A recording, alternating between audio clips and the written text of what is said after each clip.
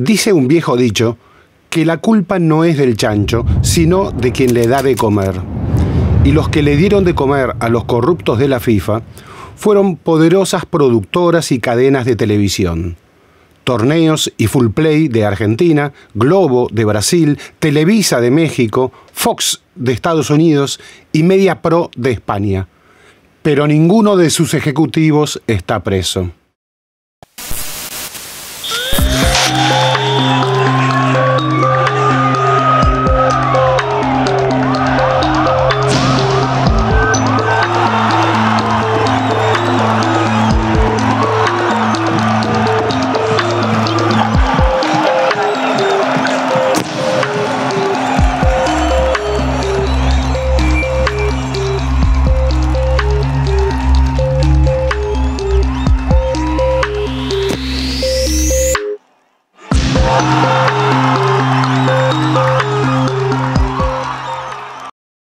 Comencemos con el CEO de torneos, Alejandro Bursaco, el arrepentido VIP que repartió coimas por 160 millones de dólares sobornando a unas 30 personas. Alejandro Bursaco era, en el momento en que estalla el FIFA Gate, allá por el año 2015, después de Julio Grondona, el personaje más poderoso del fútbol argentino. El que manejaba los hilos del fútbol argentino, desde las sombras, desde su cargo ejecutivo de una empresa privada, de una productora como Torneos. Alejandro Bursaco era un hombre enigmático por sobre todas las cosas. Era un empresario de medios, pero detestaba el on the record. Detestaba sentarse delante de una cámara para hablar de su negocio. Era, si se quiere, el dueño de la pelota de todo el fútbol latinoamericano. Y se enriqueció muchísimo. Imagínate, dejó ser banquero porque era más rentable comprar y vender derechos de fútbol. Para darte una idea de qué tanta plata había en el fútbol.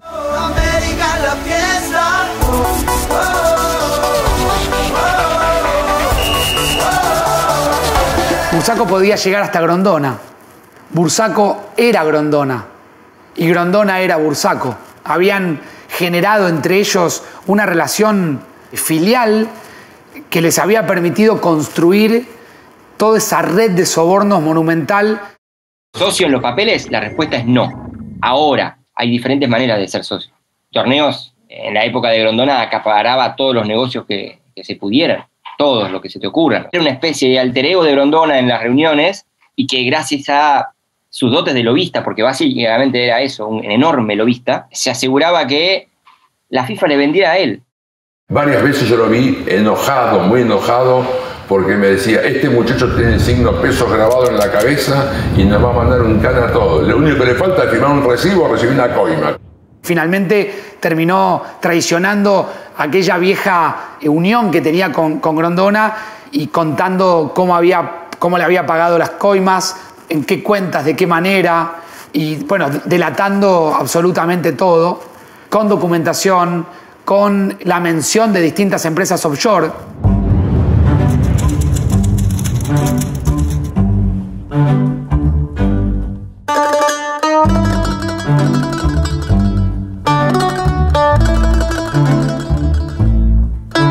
Grondona murió el 30 de julio de 2014, a los 82 años, 10 meses antes de la redada del FBI al Bar Olac. Bursaco lo acusó de recibir sobornos por derechos de TV y también por votar a Qatar. El nombre de Grondona no aparece en el dictamen. Al morir, figura como co-conspirador 1. La pregunta que nos hacemos es, ¿hubiera sido apresado si estaba vivo? Es contrafáctico, pero eso sí, si hubiera estado en el Baur Aulac es probable. Sí, porque ya estaba en territorio europeo, hay un convenio de extradición entre Suiza y Estados Unidos.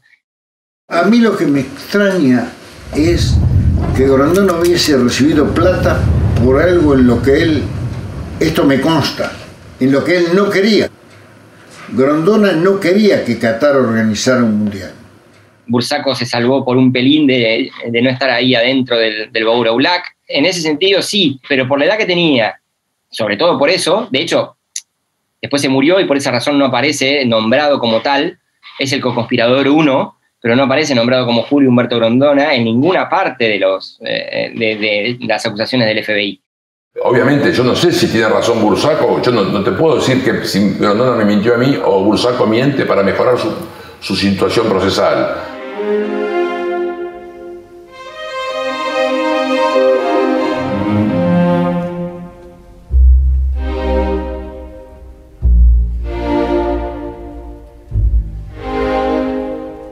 Una noche decían que a mi padre le habían dado 74 millones de dólares de Qatar. Una noche en casa, mamá, mi papá y yo, le digo una cosa, bueno, terminemos con este cuento. ¿Dónde tenés la plata? Y me sacó cagando. Pero ¿qué te pasa? Brasil tenía también a su propio Bursaco, José Haüila, fundador de Trafic, otro coloso del poder mediático dentro de la Conmebol y pionero en la compra de derechos, y también en el pago de coimas. Si en Argentina Torneos contaba con Grondona y Clarín, Trafic en Brasil tenía a Ricardo Teixeira, presidente de la Confederación Brasileña de Fútbol, y al poderoso Grupo Globo. Ricardo Teixeira era ilustre desconhecido do futebol brasileiro e foi alguém que o João Avelange tirou do bolso, do colete, como seu genro e fez dele presidente da CBF por meio de uma eleição evidentemente corrompida de compra de votos das federações estaduais brasileiras para que Ricardo Teixeira seguisse, né, o caminho do sogro. Um ponto crucial para a Trafic é que com Ricardo Teixeira a Trafic adquire os direitos de explorar a marca CBF.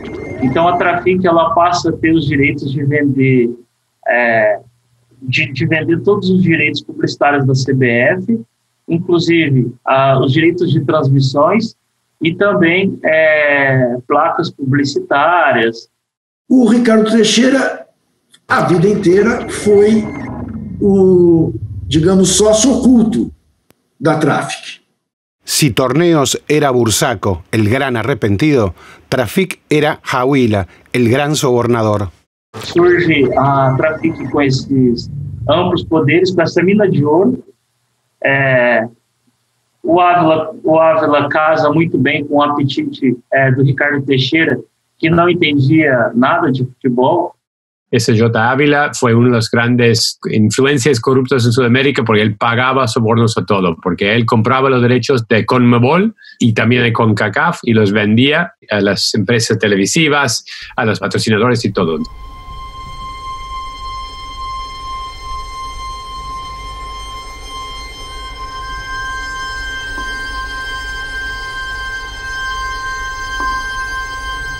Por acaso, tomamos um avião juntos para o Rio de Janeiro. E eu disse a ele, no meio da conversa, falei assim, mas Ávila, você está ficando rico demais, muito rapidamente, ninguém fica rico desse jeito. E ele me disse, isso foi para mim uma lição, ele me disse, ô Juca, eu gostaria que as coisas fossem diferentes, mas se eu não der dinheiro para o pessoal da Conmebol, eu não tenho nenhum contrato. Eu jogo o jogo.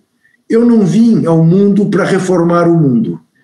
Eu cheguei a dizer num depoimento ao Ministério Público Federal que o J. Ávila era o maior corruptor do futebol da América do Sul. Disse isso no depoimento e publiquei ao sair do depoimento. Certo de que ele me processaria. Jamais me processou. Chuck Blazer delata o Ávila, e quando o Ávila está nos Estados Unidos e o FBI bate em sua porta, no hotel, faz ali umas perguntas, o Ávila nega, pergunta sobre direitos de transmissões, se ele teria oferecido propina, o Ávila nega, isso no saguão do hotel. Ele entra no hotel e liga para o Chuck Blazer.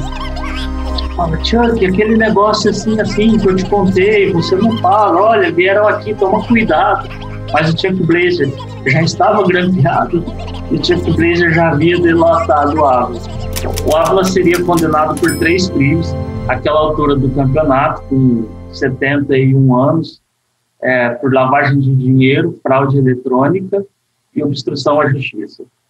Ele não teria outra alternativa, ele tinha 2 alternativas, porque ele viu que ele poderia passar os últimos anos em um presídio ou até mesmo vir a falecer em un presídio.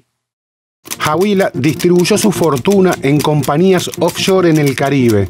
La justicia de Estados Unidos le impuso una multa de 151 millones de dólares, tobillera electrónica y micrófonos para grabar a los dirigentes corruptos. Murió en 2018. La Argentina Torneos y la brasileña Trafic formaron T&T, con domicilio en Islas Caimán y bajo control de la cadena Fox de Estados Unidos. T&T de Argentina y Brasil nació para monopolizar los contratos de la Conmebol, hasta que estalló la rebelión del Pacífico. Dirigentes de otros países impusieron su mayoría y pidieron espacio para una productora amiga, Full Play, de los argentinos Hugo y Mariano Hinkins.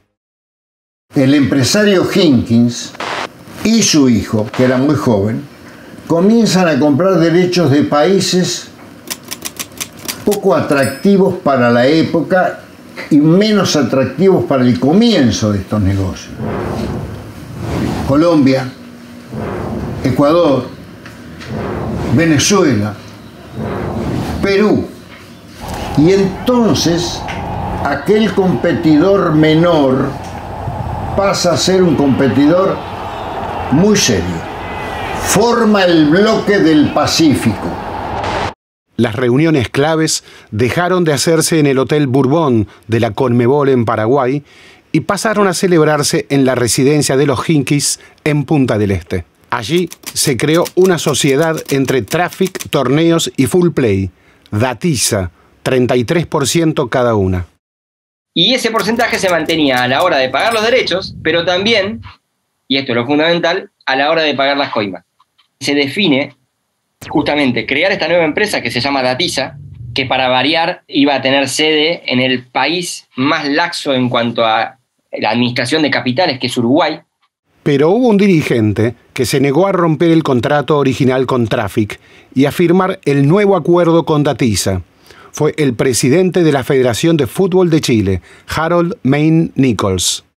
Cuando volvimos del Mundial de Sudáfrica, tuvimos una reunión, puede ser agosto del 2010, allá en Conmebol. Y ahí me dicen que estamos viendo la posibilidad de cambiar el contrato de la Copa América. Yo no me acuerdo los números, soy muy malo para los números, pero en vez de 8 nos van a llegar 24, era 3 veces. Creo que era de 8 a 24. Buenísimo, le digo yo. ¿Y esta hoja qué significa? Que los derechos de la Copa América a partir del 2015 ya no son de la empresa Trafic, pasan a ser de la empresa Full Play. Todo esto lo lidera Luis Chiriboga de Ecuador. Y yo le digo, lo siento mucho, pero ese documento yo no lo voy a firmar. Y yo dije, mientras este documento no lo vea firmado por Teixeira y por Grondona, yo ni siquiera lo leo.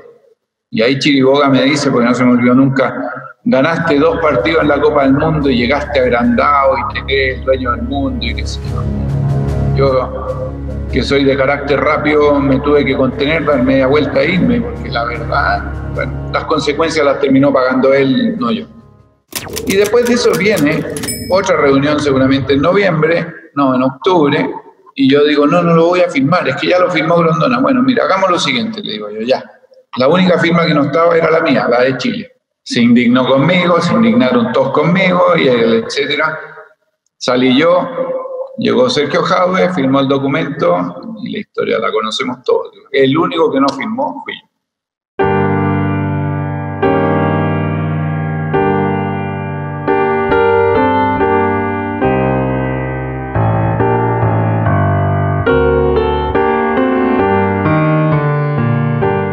Sergio Jadue, sucesor de Mayne Nichols, organizó la Copa América en Chile en 2015 con la Conmebol conmocionada por la redada del Barolac. Su nuevo presidente, el paraguayo Juan Ángel Naput, viajó a Chile solo para la final y con su abogado. Todos tenían miedo de ser arrestados. Tantas y tantas veces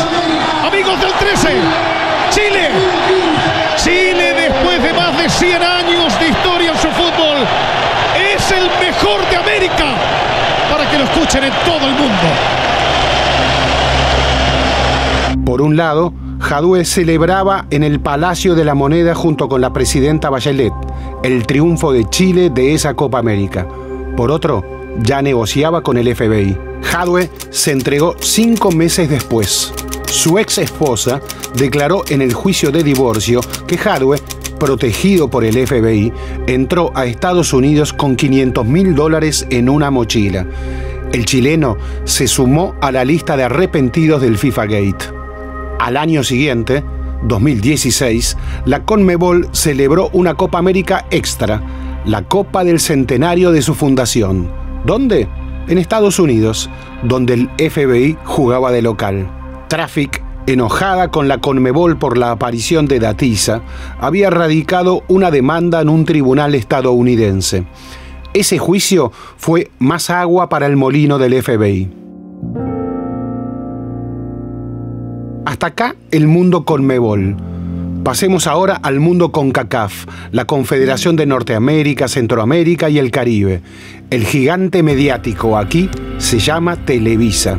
La misma Televisa que había sido clave para aquel Mundial de Argentina 78, el primero de la era Avalanche, y la que tuvo tanta incidencia en México 86, al punto que ese Mundial fue llamado el Mundial de Televisa. Porque pues todo el mundo sabía que Televisa estaba detrás de la organización y porque la gente siempre le ha tenido un odio muy especial a Televisa. ¿Te acuerdas que la inauguración del Mundial 86 fue muy austera? Y dijo el señor Azcárraga, a mí no me interesan los 100,000 que están en el estadio, me interesan los millones que le están viendo por televisión, y en televisión la inauguración se vio como algo maravilloso.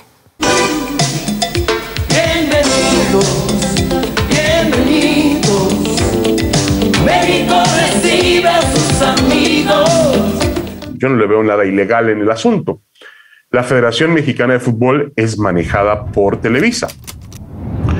Los últimos presidentes de la Federación Mexicana de Fútbol siempre han sido allegados a los, salvo Alberto de la Torre, que venía del Atlas, aparentemente había sido elegido por los directivos. Los demás son ex empleados de Grupo Televisa, ¿no? No tengo nada contra ellos. Incluso el actual presidente de la Federación, John de Luisa, trabajó ahí antes, Decio de María trabajó ahí antes, Justino Compeán trabajó ahí antes.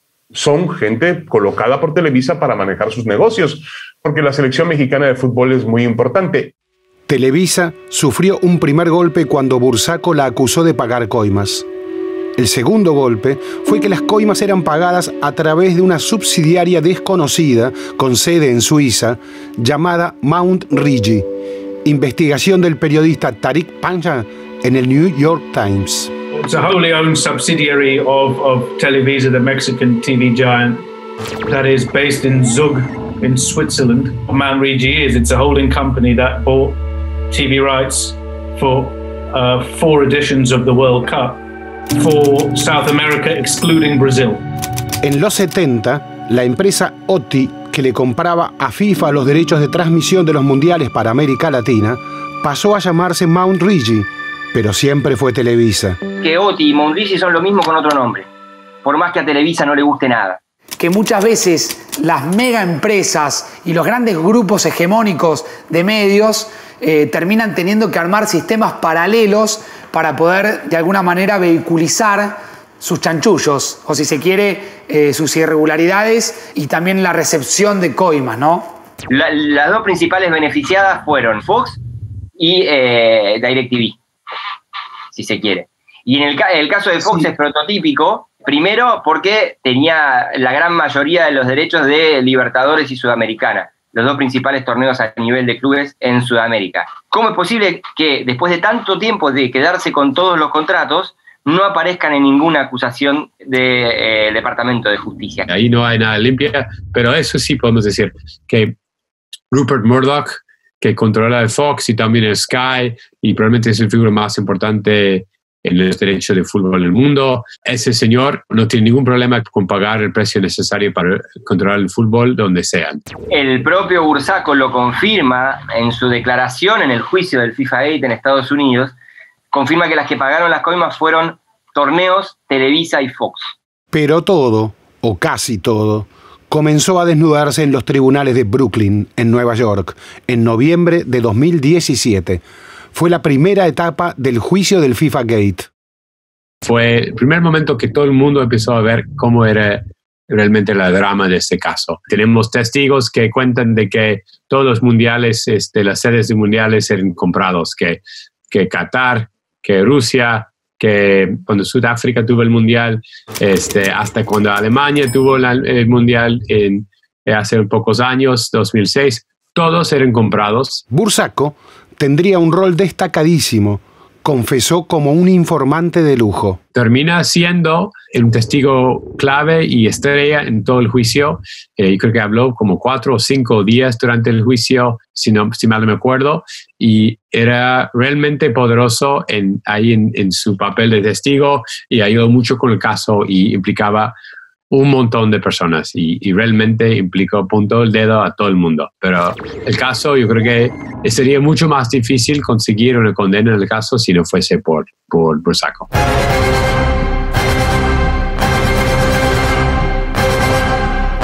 Todas las transacciones de las cuentas de torneos, las blancas y las negras, las lícitas y las no lícitas, estaban en esas planillas de Eladio Rodríguez. Tanto que varias de esas planillas se presentan como evidencia en el juicio. Y en una de ellas, por ejemplo, que se llama Iluminados, uno de esos libros que se llama Iluminados, y que tiene un montón de nombres en clave. Empezó a hablar de los sobornos pagados, no simplemente por él, pero por muchas otras personas. Hablaba sobre sobornos pagados por Fox de Estados Unidos, sobornos pagados por Televisa de México, sobornos pagados por Globo de Brasil.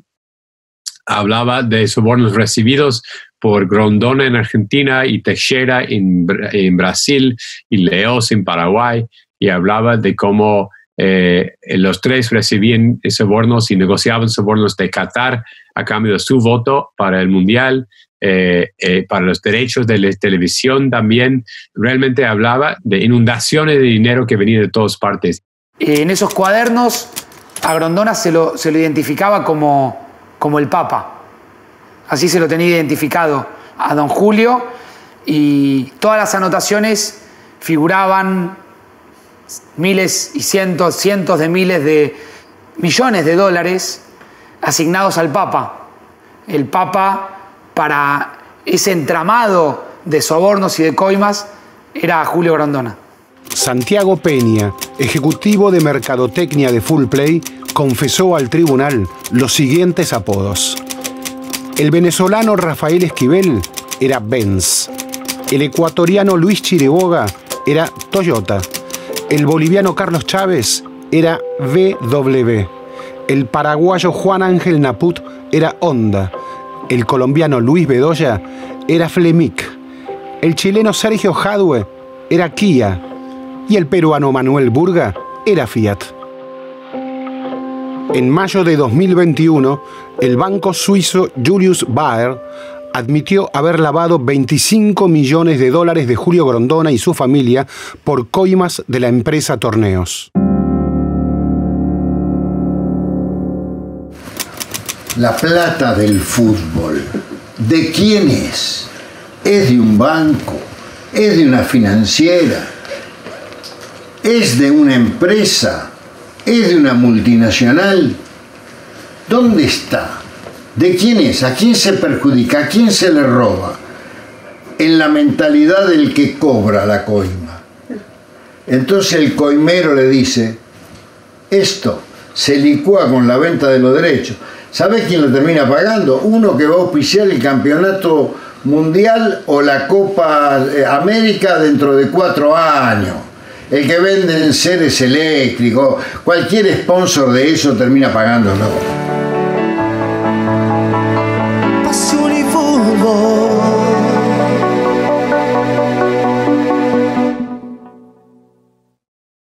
Bursaco, ante la Fiscalía de Estados Unidos, declaró: participé en el pago de coimas a Julio Grondona desde que arranqué como accionista directo de Torneos en 2005, hasta que Grondona murió en julio de 2014. Todos los pagamos en vida los hechos que hacemos mal. Él la va a pagar, no va. viendo que no va a poder caminar por Buenos Aires, no va a poder caminar por Lima, no va a poder caminar por las ciudades de Sudamérica. A la larga se va a saber quién fue. Un hombre que no dijo la verdad y que ensució gente. Y vos a la larga eso se paga. El juicio adquirió guión de película mafiosa. El peruano Manuel Burga fue acusado por los fiscales de amenazar en plena corte a Bursaco, pasándose supuestamente la mano sobre el cuello, como diciéndole, si hablas, te cortaré el pescuezo. That never happened. I'm giving Bursaco and the government the benefit of the doubt. But, you know, lots of times sensitivities run very high when you're working on a case that's that high profile, especially for Mr. Bursaco, who I believe the evening before had received information that the person that he had just given evidence against hours before had died by being thrown or throwing himself in front of a train.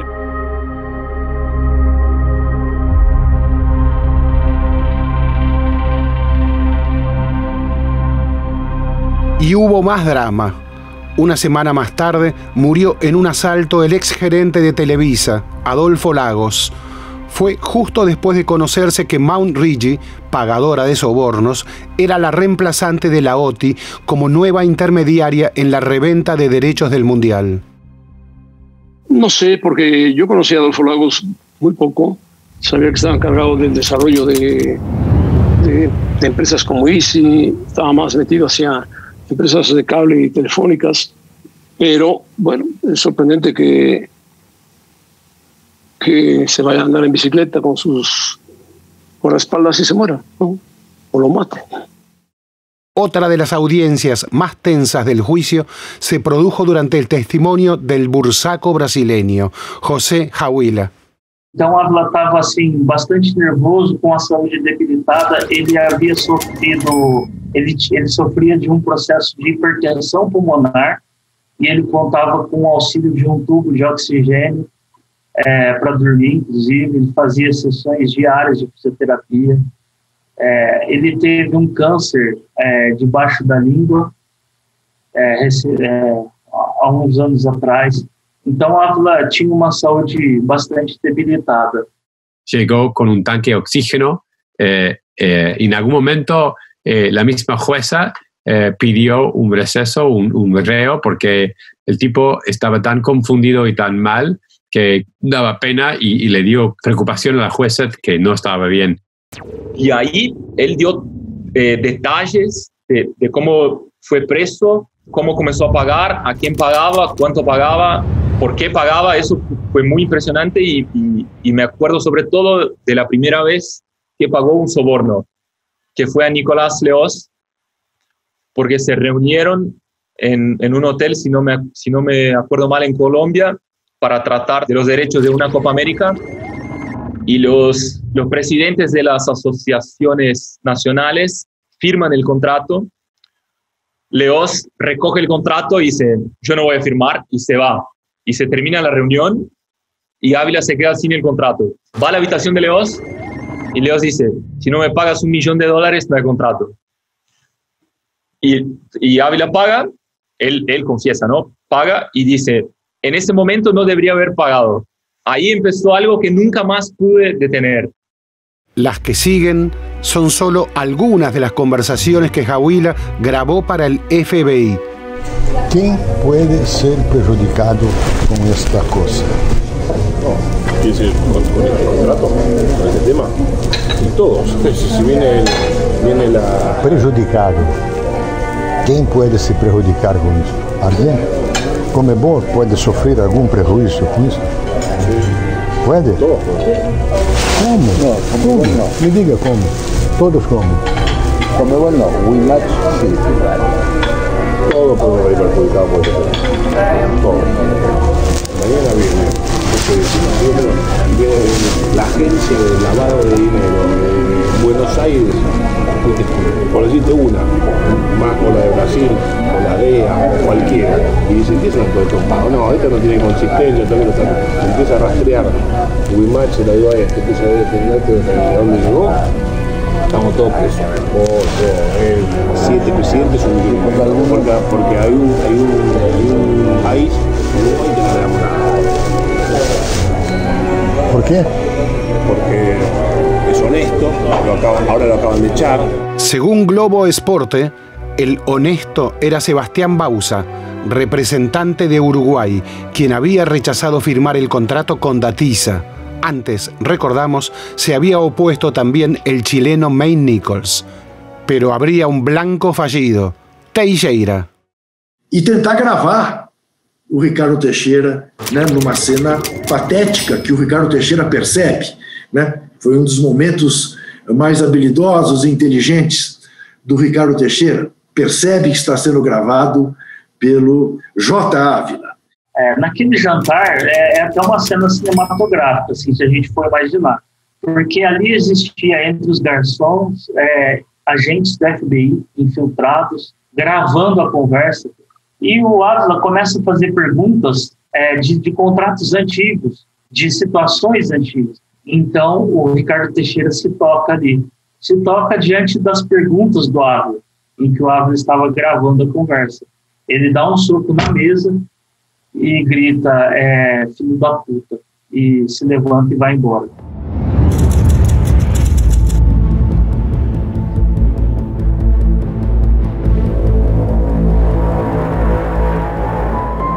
Latinos que declaran, latinos apresados, y aún sigue la investigación. ¿Pero las corporaciones corren la misma suerte? Veremos que no, y lo analizaremos en detalle. ¿Qué dirigentes europeos también votaron por Qatar? ¿Cuán diferente es la nueva FIFA de la vieja FIFA? ¿Y cuál es el nuevo rol de Estados Unidos en el fútbol luego del FIFA Gate?